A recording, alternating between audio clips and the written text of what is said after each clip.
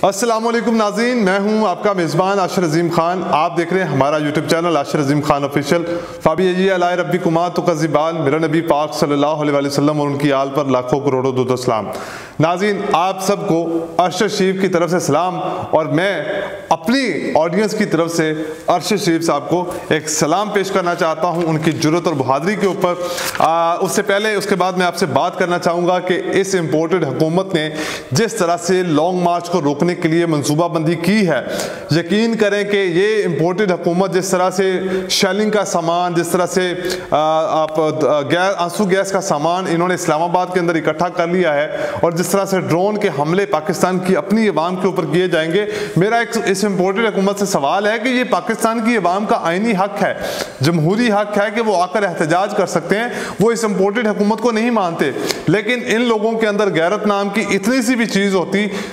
समेत वज़ीर आज़म के, समेत राणा सनाउल्लाह के, तो ये लोग अब तक इस्तीफे दे चुके होते। लेकिन क्योंकि पाकिस्तान के ऊपर इन्होंने मुसल्लत होकर बैठना है और अपनी इजारादारी को कायम करना है और उन इदारों की इजारादारी को भी कायम करना है जो किसी भी वक्त किसी भी शख्स को उठाकर मारते हैं, पीटते हैं और उसके बाद सड़क के ऊपर फेंक देते हैं। और इस इम्पोर्टेड हुकूमत ने इस लॉन्ग मार्च को रोकने के लिए फॉरेन फंडिंग केस की आज जो है वो सुनवाई शुरू कर दी है और मुल्ज़मान के खिलाफ वारंट गिरफ्तारी जारी कर दिए हैं। ये वो तमाम लोग हैं जो पीटीआई की कोर कमेटी के अंदर शामिल हैं, जो लॉन्ग मार्च के अंदर बहुत अहम किरदार अदा कर सकते हैं, जिसमें से सैफुल्लाह खान साहब हैं, आरिफ मसूद नकवी साहब हैं, आमिर महमूद साहब हैं और तारक रहीम के वारंट गिरफ्तारी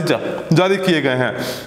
यहाँ तक कि राणा सनाउल्लाह साहब की अगर हिम्मत होती या उनके अंदर इतनी जुर्रत होती या अखलाकी जुर्रत होती तो इन लोगों को अब तक इस्तीफे दे देने चाहिए थे। जिस तरह के करप्शन के इल्ज़ाम, जिस तरह के मनी लॉन्ड्रिंग के इल्ज़ाम इस इम्पोर्टेड हुकूमत के ऊपर हैं, जिस तरह के कत्लों के इल्ज़ाम इस इम्पोर्टेड हुकूमत के ऊपर हैं, मुझे समझ आज तक नहीं आई कि वो कौन लोग थे इनके सहूलतकार जिन्होंने इन लोगों को पाकिस्तान के अंदर हुकूमत बनाने की इजाज़त दी। आज जो है वो, क्योंकि आप जानते हैं कि इस इम्पोर्टेड हुकूमत ने इस्लामाबाद हाई कोर्ट के अंदर और इस्लामाबाद सुप्रीम कोर्ट के अंदर ये दरख्वास्त दायर की थी कि इस एहतजाज को रोका जाए और इमरान खान के ऊपर पाबंदी लगाई जाए, लेकिन हमारी अदालतों ने इस बात से इनकार कर दिया कि वो इदारे जो हैं वो अपनी आईनी मुद्दत, आईनी हदूद के साथ काम करेंगे और ये सियासतदानों का मामला है, ये पाकिस्तान की अवाम का आईनी हक है एहतजाज करना, तो इसको नहीं रोका जाएगा चाहे जो भी हो जाए। तो उसके बाद से इस इम्पोर्टेड हुकूमत के पैर फूल चुके हैं, हाथ भी फूल चुके हैं, इनकी सांसें भी फूली हुई हैं। और जिस तरह से इस वक्त लाहौर के अंदर, इस्लामाबाद के अंदर, अब जनूबी पंजाब में जिस तरह से आवाम इकट्ठी हुई है और जो लोग एहतजाज के लिए, लॉन्ग मार्च के लिए इस्लामाबाद आना चाहते हैं और जो मनसूबाबंदी इमरान खान साहब ने की है इस लॉन्ग मार्च को कामयाब बनाने के लिए, यकीन करें कि इस लॉन्ग मार्च की कामयाबी का जो सर है वो इमरान खान साहब की मनसूबाबंदी को जाएगा। मेरी तमाम पाकिस्तानियों से गुजारिश है कि वो निकलें अपनी हकीकी आज़ादी के लिए, लेकिन हम चूँकि सहाफ़ी के तौर पर काम कर रहे हैं, हमारा काम है आप तक खबर पहुंचाना और हम आप तक वही खबरें पहुंचाते रहेंगे। आज लिबर्टी चौक के अंदर लाहौर में उन्होंने अपने लॉन्ग मार्च का आगाज़ कर दिया है। इमरान खान साहब ने हकीकी आज़ादी मार्च का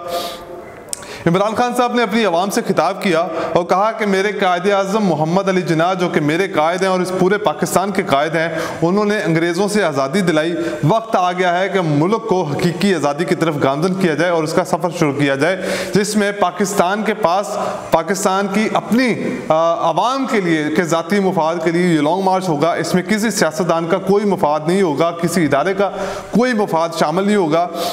उन्होंने कहा कि भारत अगर रूस से सस्ता तेल ले सकता है लेकिन पाकिस्तान क्यों नहीं ले सकता। हम पे किस चीज़ की पाबंदी लगाई जाती है कि हम अपनी आवाम को रिलीफ फ्राहम नहीं कर सकते। मकसद सिर्फ ये है इस लॉन्ग मार्च का कि हम अपनी कौम को हकीकी आज़ादी दिलाना चाहते हैं।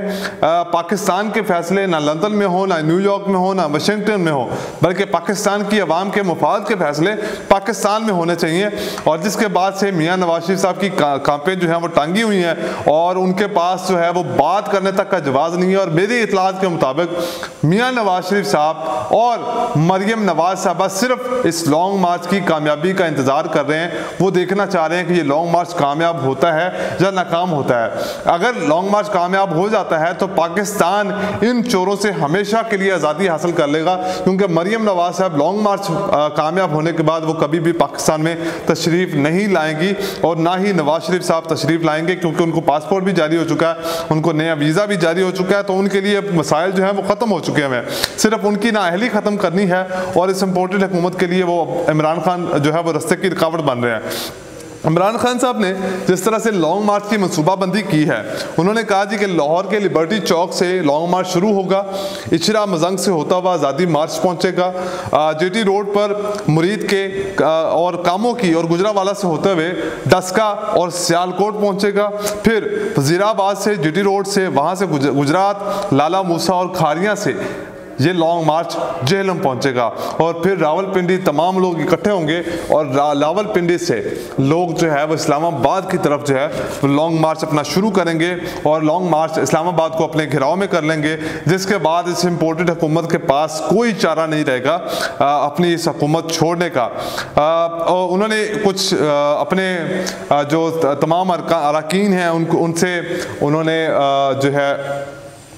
अहद भी लिया कि वो इस लॉन्ग मार्च में पूरी अपनी मेहनत के साथ काम करेंगे इस लॉन्ग मार्च को कामयाब करवाने के लिए। और जनूबी पंजाब और मुल्तान और खैबर पख्तूनख्वा के जो काफिले हैं वो बुध को इस्लामाबाद के लिए निकलेंगे। हर रुकने कौमी असम्बली को ये हिदायत दी गई है कि 1000 बंदा जो है वो लेकर इस्लामाबाद पहुँचे और तमाम सरकारी मुलाजमीन से गुजारिश की गई है कि वो हरगिज़ इस लॉन्ग मार्च में जो है वो अपना हिस्सा ना डालें, बल्कि वो अपने दफ्तरों के अंदर काम करें ताकि पाकिस्तान का नुकसान ना हो। और ये बहुत अच्छी बात है जिस तरह से इस पुरअमन एहतजाज को ये इम्पोर्टेड हुकूमत रोकने की कोशिश कर रही थी और उन्होंने अपनी इस मनसूबाबंदी के साथ जिस तरह से इस इम्पोर्टेड हुकूमत के तमाम मनसूबों को चाक किया है, इसके ऊपर खराज तहसीन है। और मैं फिर अपनी उस वीडियो के अंदर अरशद शरीफ साहब को सलाम पेश करना चाहता हूँ, जिस तरह से जुर्रत और बहादुरी से उसने तमाम माफिया का मुकाबला किया, इस इम्पोर्टेड हुकूमत का मुकाबला किया और रजीम चेंज ऑपरेशन के खिलाफ आवाज़ उठाई और पाकिस्तान के अंदर अनारकी फैलाने वाले अनासर को नंगा करने की कोशिश की, लेकिन वो इसमें अपनी जान गंवा बैठे। लेकिन पूरे पाकिस्तान की तरफ से उनको सलाम है और पूरा पाकिस्तान उनके ऊपर फख्र करता है। आज के लिए इतना ही, मुझे दीजिए इजाज़त। अल्लाह हाफिज़।